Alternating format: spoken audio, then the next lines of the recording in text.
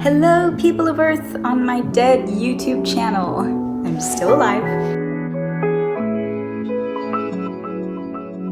It's been a really long time. I actually can't recall the last time I made a vlog like this where I was just talking to the camera. I haven't been interacting with my subscribers and just engaging with them through YouTube. This year was pretty hard, as I'm sure it's been hard for a lot of people. I was in a creative slump. When I looked at YouTube, I didn't feel like posting. I didn't feel like creating. And it took me basically the entirety of this whole year for me to come back here and get the drive back to create things. I'm kind of still exploring the type of content that I want to put on my channel, even though I've been doing YouTube for 3 years. I don't even know. Oops, I feel like I should. I do know that YouTube has been this void that I've been like needing to fill, and I've also been avoiding it at the same time, but it's like that's not helping. So here's me attempting to revamp my account for like the second time. I'll talk about where I've been, like what I've been doing. So let's do it.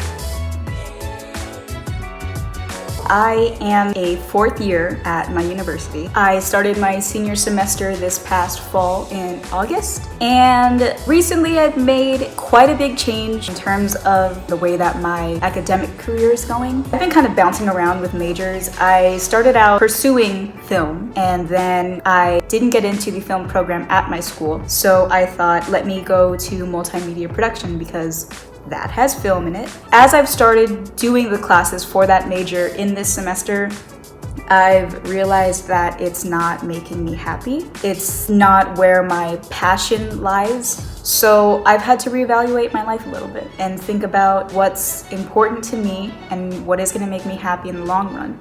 So I've decided to change my major to screenwriting. And writing is always something that I've been good at, and it's something that also makes me happy along with film, or the way that video makes me happy. Yeah, this whole year has been kind of full of transformations. This year has probably been the worst year on my mental health. I've moved into my new place and I've had to learn how to take care of myself by myself. Some days it's hard to remind yourself of like positive affirmations and just reminding yourself that it's going to be okay in hard times. And there were things I had to learn in the really hard moments in quarantine. Quarantine just makes it even harder because it's like you're really just stuck at home. Just hope that things continue to get better and that we better ourselves individually, because I think that'll really help us all in the long run. I got kind of philosophical there, okay. I was supposed to be talking about me. So other than changing my major and all of that, just working on myself, I've been doing pretty well. So I've started journaling. Journaling is a really good way for me to write and express my feelings, and also to understand and process them a little better. I've been using this very pretty journal that I got when I was in high school, and I hardly used it. The first entry in here was from 2014, and then the second entry was from 2015, so there's my consistency. But there's no set rule to journal. Sometimes I'll draw, or sometimes I'll write. I think that journaling is a very good way to take the weight off your shoulders, because I'm sure a lot of us are feeling the weight of the world with just how everything is. It's a really good way to keep your mental health in check. It's very important to do mental health check-ins. A couple other hobbies I picked up are yoga and working out. I try my best to do yoga and like light workouts at least once a week. Yoga is a really good way to just calm down and get in touch with your mind and your body and have total relaxation. Meditation is another hobby that I've picked up. Meditation is something that I want to implement more into my daily life. It's not something I do every day, but it is something I do when I feel like I need it. Cooking is another hobby that I've recently gotten into. I've been trying to cook more Filipino dishes, so like dishes that my family makes, and it's going pretty well.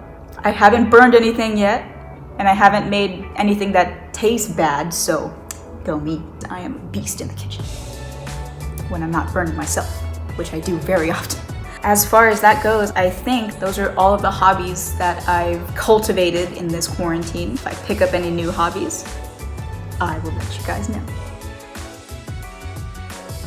I started watching some anime again, or I'm slowly trying to get myself back into anime. I started watching anime when I was like 10 or 11 years old. Shugokera is my like #1 anime because I watched that thing in its entirety and I loved it. Inuyasha, I didn't get around to finishing that, which I should. Black Butler, that was a good one. I know there's a 3rd season, so I do want to watch that. I think those were all the animes I watched. I watched Naruto over the summer.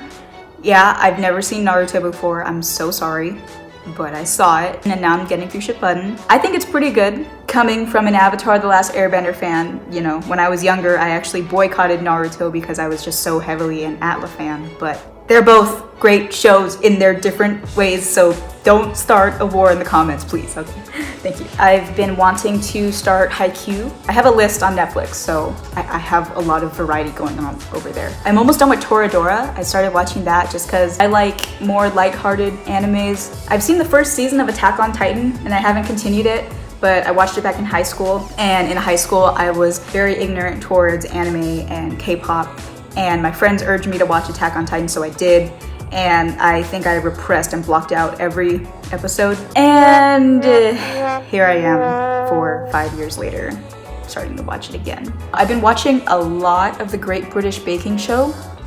That has become my coping mechanism, a very big part of it.